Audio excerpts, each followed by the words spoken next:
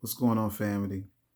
The truth is, when you're able to accept where you're at, you will be able to accept where you're going. A lot of us we have really come to a place to where we're trying to heal. That healing process will always be about understanding what's next in your life, what's next in your journey. We trust God.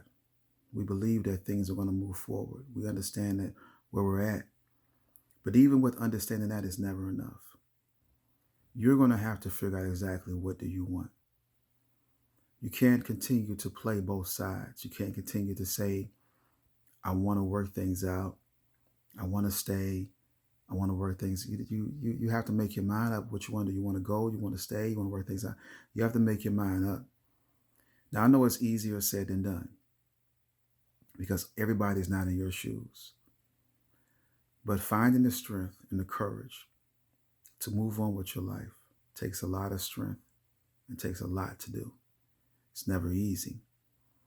A lot of us are just fed up. We're fed up with trying to prove ourselves. We're fed up with trying to fight for love. We're fed up with trying to make things right. We are just at a place that we're physically and mentally exhausted. But then you always go back to that place.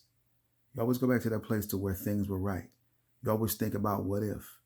You always think about if I do this, then maybe this will make the relationship or the marriage better. It doesn't happen like that all the time.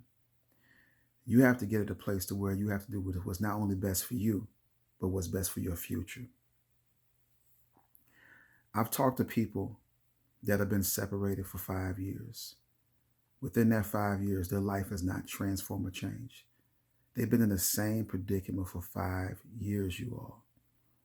What is it saying? It's not saying that they don't want to see change. They become complacent and comfortable. Sometimes it's not until you break away from something and you move forward with your life is when your life starts to manifest and change. Sometimes when you walk away is when the sun will come out, the storms will start to fade over, and life will be a lot better for you. I understand it's going to hurt. It's going to hurt. It's going to hurt really bad. And that pain is going to run deep. But regardless of how you feel, you can't be dealing with feelings right now. You have to think about your future. You got to think about what God is really trying to bring you into. And you got to think about you just being happy and having peace and having joy.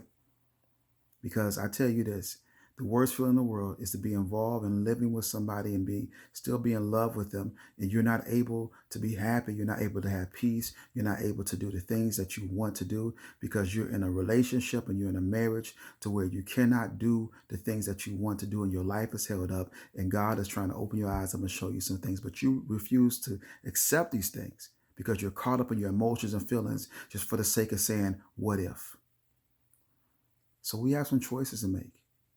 Continue to pray. Continue to seek God. But more than anything else, you have to do what's best for you. It doesn't matter what I say. It doesn't matter what anybody else say. Because at the end of the day, you're the one that has to live with the decision, nobody else. All right? I need you all to think about that. You all have a great night.